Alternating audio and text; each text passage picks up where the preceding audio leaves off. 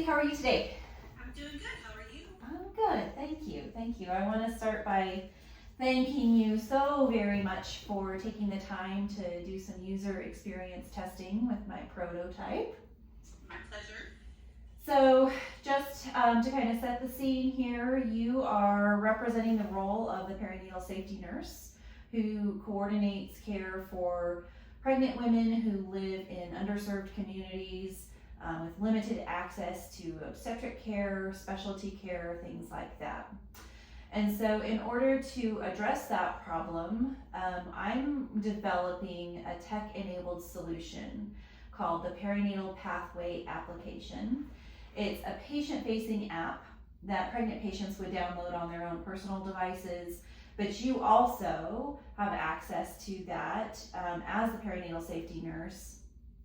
You'll be able to see parts of the patient's electronic health record across multiple providers, who are guiding their care. And you'll be sort of that hub, that central point to coordinate what kind of touch points can happen or need to happen in person and what can happen via telehealth. So that for the patient, that app will provide lots of things, and we'll kind of go through a prototype of screenshots of what is a work in progress.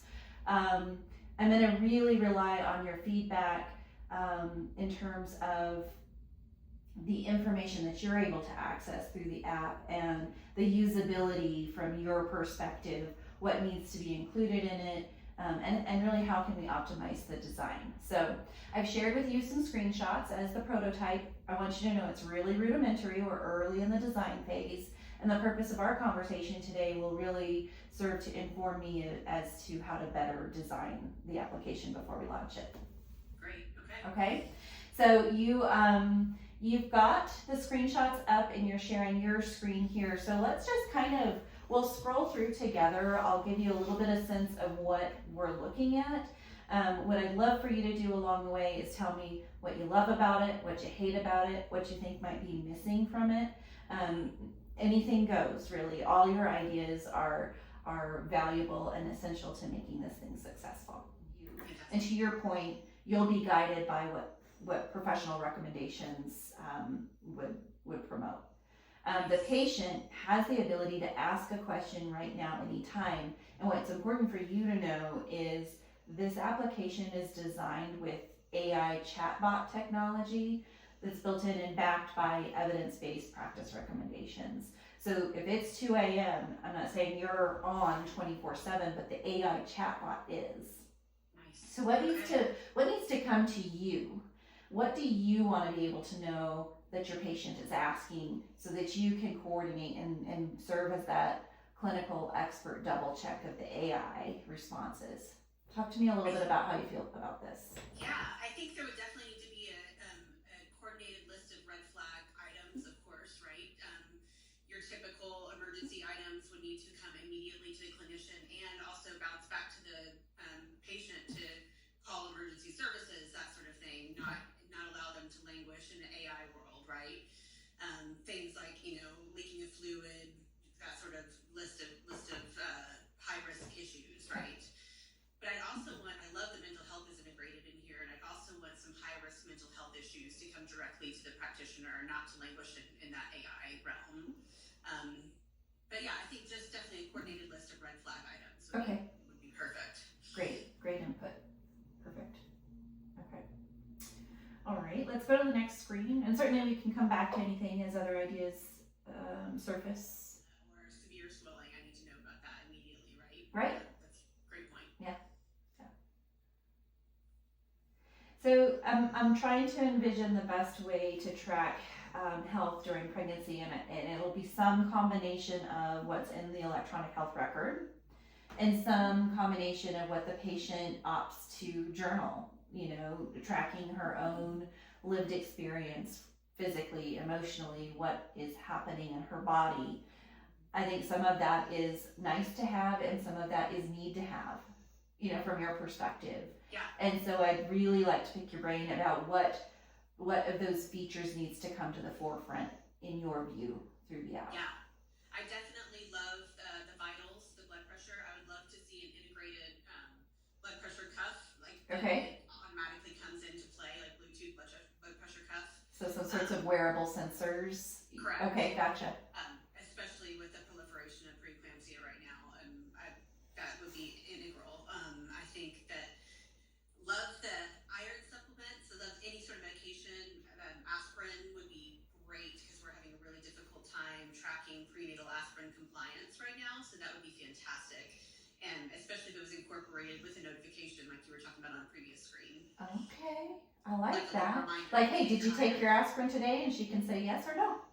And right? It automatically pops up on the log. Yeah, exactly. Okay. Oh, I like that. Yeah, that would be really cool.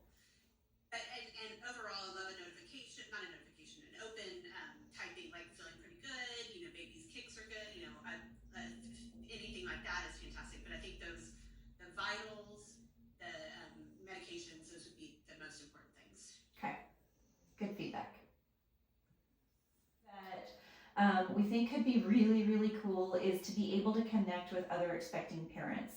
And I'm imagining, a pregnant woman that lives in the middle of the mountains on a ranch may be very, very far away from other expecting parents. And so is there a way to create an online network for things like prenatal education classes, postpartum support groups, lactation support groups, so connecting across geographic difference with folks who are going through similar experiences? I think that could be a nice value add.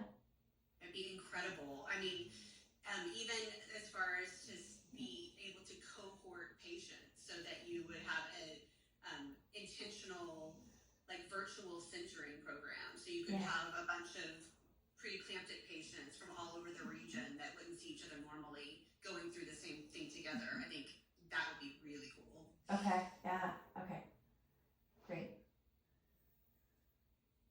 Another kind of example of, how we might enable that. Any thoughts that you don't see here? Yeah, the only thing I'm thinking about is if we would manage and moderate our own programs, like for example, support groups, or if you're thinking about integrating with things like PSI, Postpartum Support International, that already has those standing programs. Yeah, it's a good question. Not a mature answer at this point, but I think that given the spirit of this tech-enabled solution is recognizing the limited availability of these services. So how can we leverage what works? How can we tap into things that currently exist?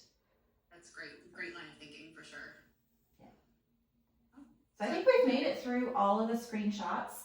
I think kind of globally, I'm interested in your initial reaction to the concept and to the prototype itself.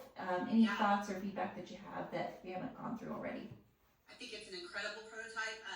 This is a huge gap in care that we know that we're fighting every day, and anything that's going to help us virtually come in contact with these patients that aren't able to seek out prenatal care or regularly seek out prenatal care and the specialists that they really deserve is going to be a huge benefit to both patients and clinicians.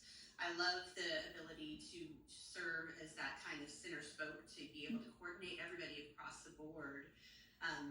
As nurses, that's one of the things that we do best, right, is keep that care coordinated, and this really helps us as a really integral tool to be able to complete that mission. And so I think that's really cool. Love it.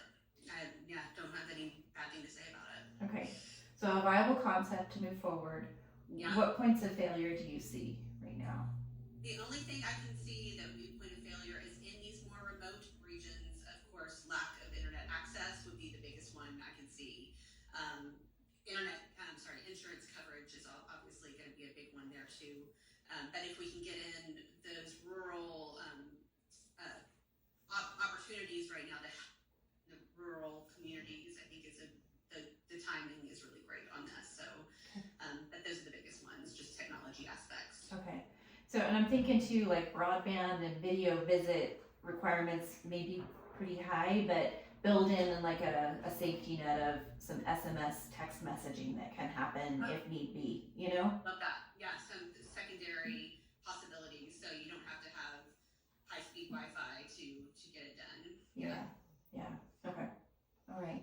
Lots more to do, but this is super helpful, Darcy. I thank you so much for your feedback and taking the time to massage it with me. My pleasure. Please let me know if I can help any further. Okay, I probably will.